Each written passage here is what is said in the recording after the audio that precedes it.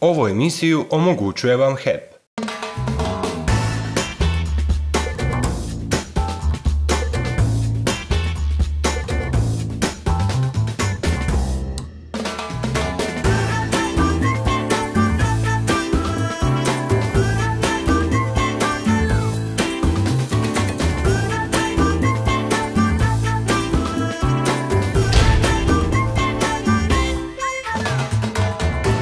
Lijep vam pozdrav i dobrodošli u još jedno izdanje emisije Giro, ovaj puta Giro specijal, mladi i uspješni. U ovoj emisiji ugošćujemo mlade i uspješne sportašice i sportaše s područja Rijeke i Primorsko-goranske županije.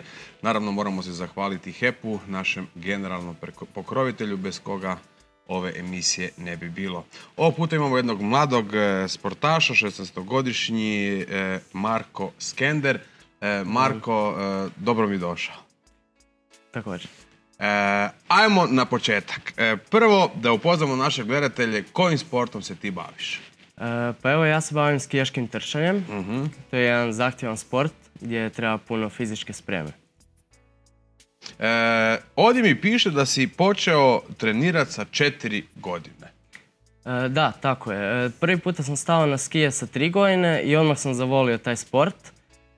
Te velika podrška su mi bili mama i tata. Odnosno, tata mi je trener kluba i reprezentacije, tako da on me polako uveo u to i zavolio sam. Eto, uvijek je bila neka pozitivna atmosfera u tom sportu i tu sam se pronašao. Evo, 12 godina se baviš sa skijaškim trčanjem.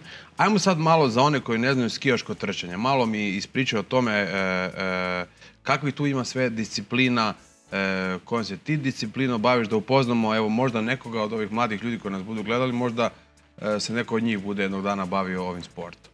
Pa evo, ovaj sport ima dvije tehnike, klasična i slobodna. Slobodnom se ide kao u škarice, klizi se, a klasičnom tehnikom se ide u špuri, napred-nazad. Nešto slično kao trčanje, samo se više kliže na skijama. Postoji distanca na oba dvije i sprint. Znači, sprint je od 1000 do 1600 metara, a distanca može biti od 5 pa sve do 50 km, što je maraton. I kojom disciplinom se ti baviš? Svima pomalo. Svima pomalo? Da, tako je. Najviše mi nekako paše klasična tehnika na 10 km. Evo. Šta je od tih disciplina najlakše pod navodnicima, ništa nije lagano, a šta je najteže?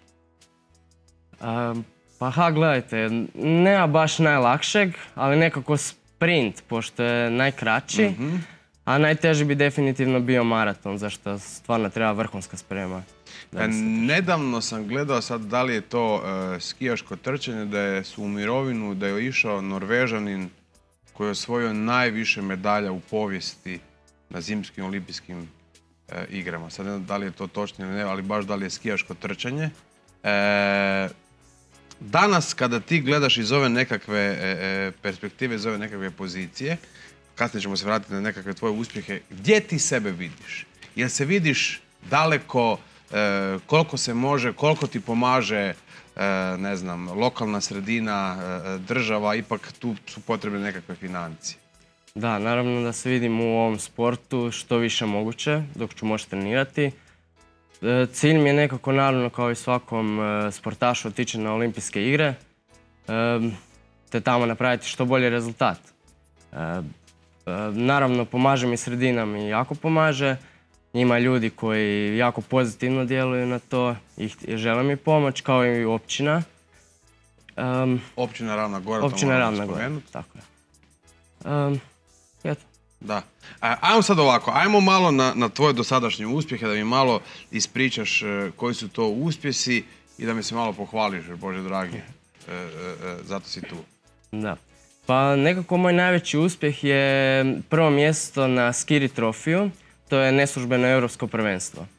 8 godina sam pokušavao pobijediti na tom prvenstvu, ali nikako nisam uspio do eto zadnje godine. Bio sam i peti, i treći, i drugi, nikako prvi, eto zadnja godina mi se potrefila, dao sam sve od sebe i uspio sam napraviti. Što je nekako najveći uspjeh i najljepše sjećanje imam iz toga. Otac ti je trener. Da, tako je. Koliko je to dobro, odnosno koliko je to loše? Imali smo kroz povijest u nekim sportovima gdje možda roditelji evo na neki način žele nekakve možda svoje neostvarene ambicije prebaciti na dijete. Koliko je to dobro, odnosno koliko je loše da je otac trener? Pa naravno ima i pozitivnih i negativnih strana toga. Smatram da je najviše pozitivnih. Naravno ne, uvijek ja imam slobodu. Pošto mi je tata trener i uvijek u dogovoru smo. Nije da me forsira, nego ja to želim. Jer ja stvarno uživam u ovom sportu i volim ga. Nekako od malenog sam se tu pronašao i želim što ću duže moći u tome i napraviti neki rezultat.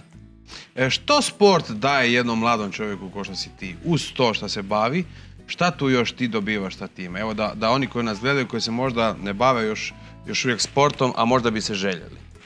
A najviše, ja mislim, po meni, psihičku spremu.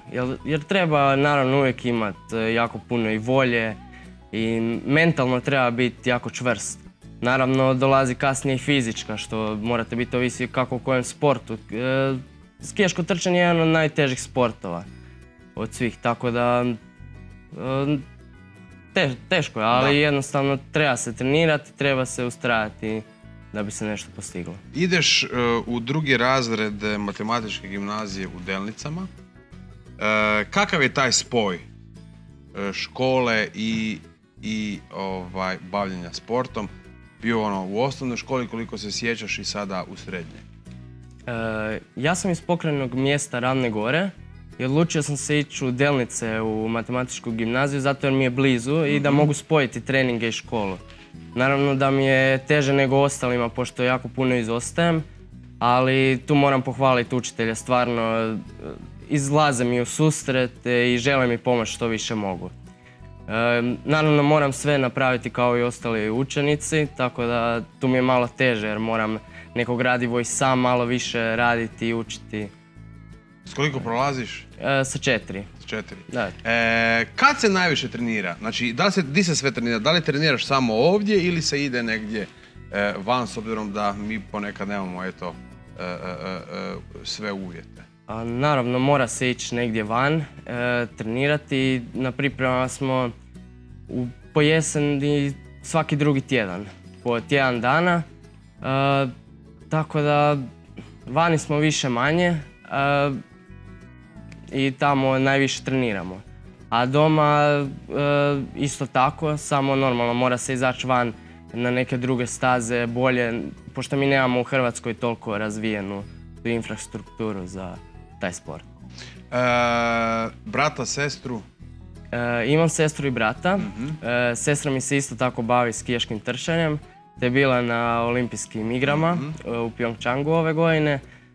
Brat mi ima 4 godine i isto tako voli skijaško trčanje, voli. Pa vidjet ćemo šta će biti od toga.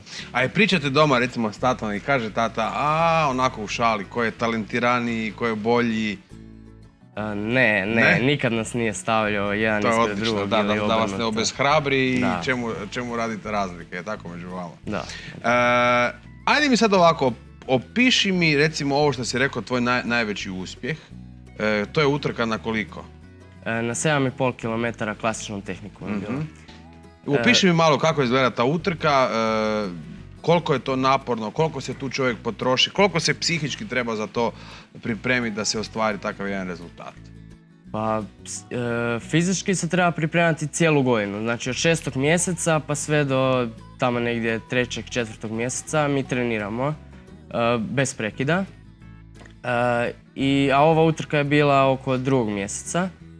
I tako da start je na jednoj ravnici, kao i uvijek, i startaju odjednom 200 natjecatelja.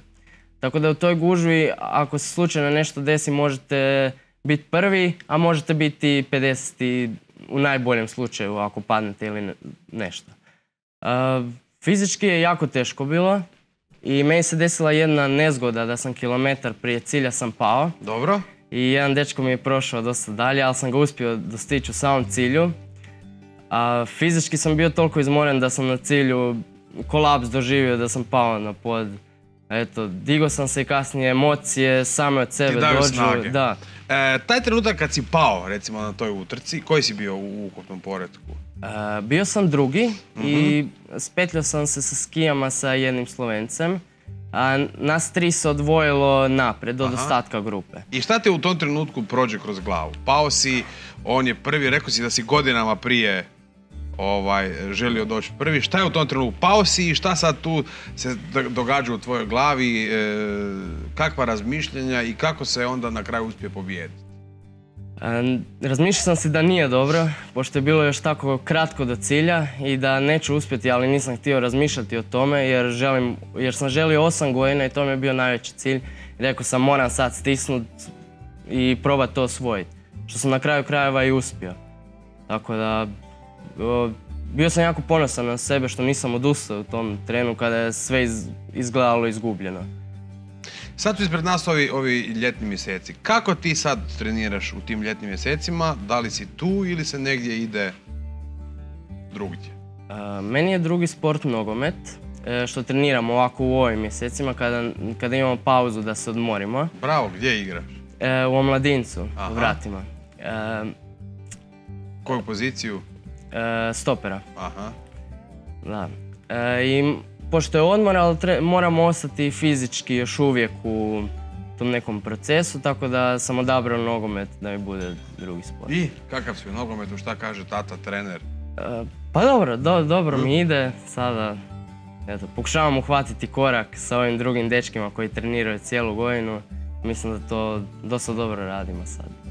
Znači, uspiješ to sve nekako, znači i skijaško trčanje, i nogomet, i škola. Imaš ta vremena za sebe? Pa uvijek se nađe, gledaj. Šta voliš onako raditi? Evo, danas sam imao ovdje nekoliko gosti, pa mi neko kaže, jedan mladi sportaš mi je rekao da se opušta sa Rubikovom kockom. Pa mi dosta njih kaže da malo znaju tu i tamo igrati nekakve igrice. Da, volim igrati igrice. Aha. Tako da, ali najviše ja volim proći, staviti si slušalice u uši i ići lagano trčat. Nekako se oslobodim stresa i od škole i od toga svega. Volim jednostavno sport općenito, volim sve sportove igrat i to mi je neka ambicija u životu. Koliko je dobro biti jako ambiciozan? Pa naravno, dobro je, zašto? Ne, pitam, da li je dobro biti jako ambiciozan, zbog toga recimo zna se dogodi da neki ljudi koji su jako ambiciozni da ne ostvare one svoje ambicije koje su željeli i onda ih to na neki način spusti i vrati natrag. Zato pitam, da li tu treba paziti kakve su te želje koje imamo, ne samo ti, nego općenito ljudi u životu? Pa gledajte, tu se razlikuju dobri od najboljih, gdje najbolji i kada ne uspiju u nečemu, uvijek žele još više napraviti i izvući se iz te neke negativne situacije. Tako da ja mislim da je najveća vrlina sportaša se vratiti iz neke teške situacije i ponovno doći na pravi put osvajanja. Tata ti je trener, koliko imaš recimo potporu mami? Šta mama kaže na sve to? Da li mama kaže koji put dati, pa daj ga pusti malo, pa nemo ga toliko, daj mi malo te relacije ispričaj, kako to izgleda? Ne, imam jako veliku potporu i mame doma koje ostaje u zimskim mjesecima dok smo mi na pripremama, pošto idemo i otac i sestra i ja. Ona ostaje sa mlađim bratom doma i mora raditi svoje obaveze i uz to radi još. Tako da teško je i stvarno veliko je hvala na tome svemu što radi. Što se tiče nekakve infrastrukture za skijaško trčanje na području Ravne Gore i općenito Gorskog kotara, ona postoji li? Se može tu od toga razviti nešto malo više da recimo se u nekakvim zimskim mjesecima kada imamo gore snijega ne mora ići negdje van?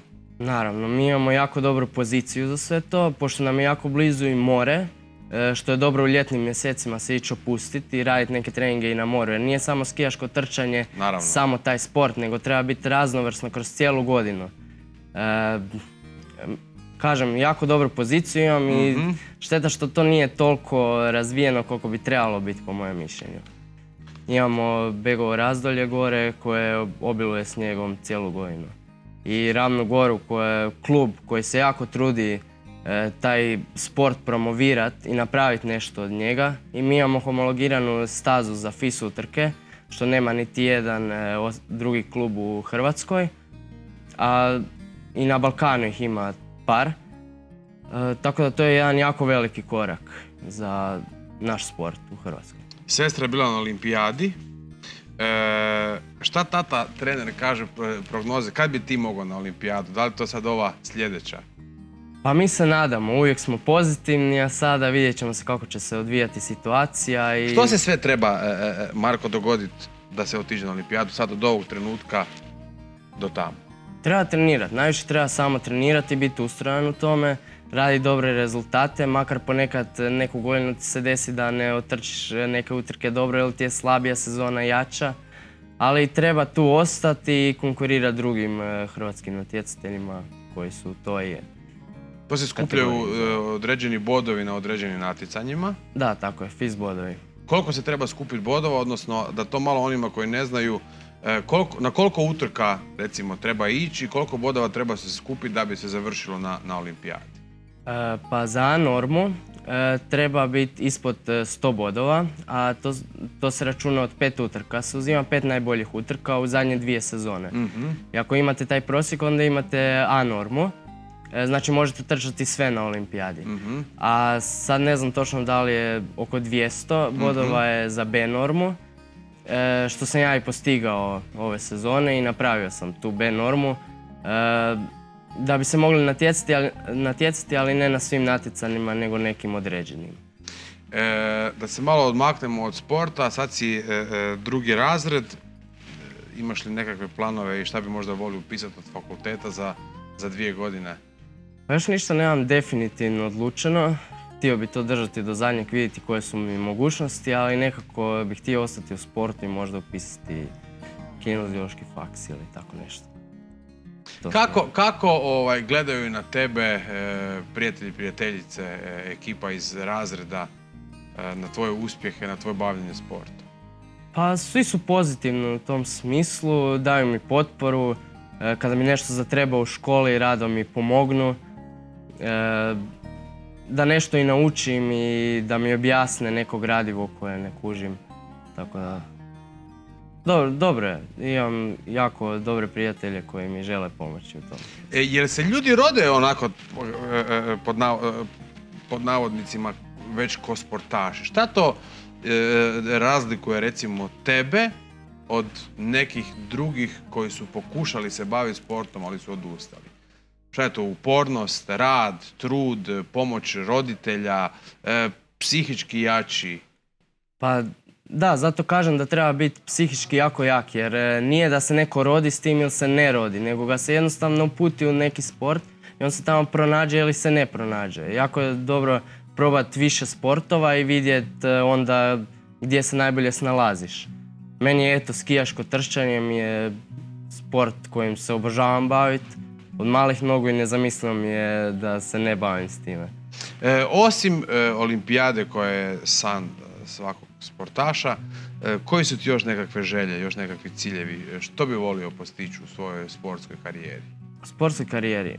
Pa sada, htio bi, prvo mi je cilj doći na olimpijske igre i postići naravno na velikim nekim natjecanjima, osvojiti neku medalju. Da mi se ponovi isto ovo što sam ponovio na Topolinu. Sad vidjet ćemo šta će biti. Šta tata kaže recimo u onom dijelu, ja uvijek spominjem tatu jer mu je tata trener, tako da naši gledatelji znaju. Znači treba ići na 2 kolosijeka, znači obrazovanje pod obavezno i sport. Da bi čovjek bio još jači, odnosno da bi kasnije kroz budućnost, eto živimo nažalost gdje živimo, nekakva ta egzistencija svima bila dostupnija, je tako? Da, tako je. A ništa, evo, što reći, brzo su prošle minute. Marko, ja ti želim puno zdravlja, sreće, uspjeha. Zdravlja kao prvo, da ne bude... Jesi imao koju ozljedu? Nisam, sva sreća pa nisam. Da, to sam ti zaboravio pitati prije kraja. Sestra bila na olimpijadi, šta sad ona kaže svom mlađem bratu, nekakva iskustva?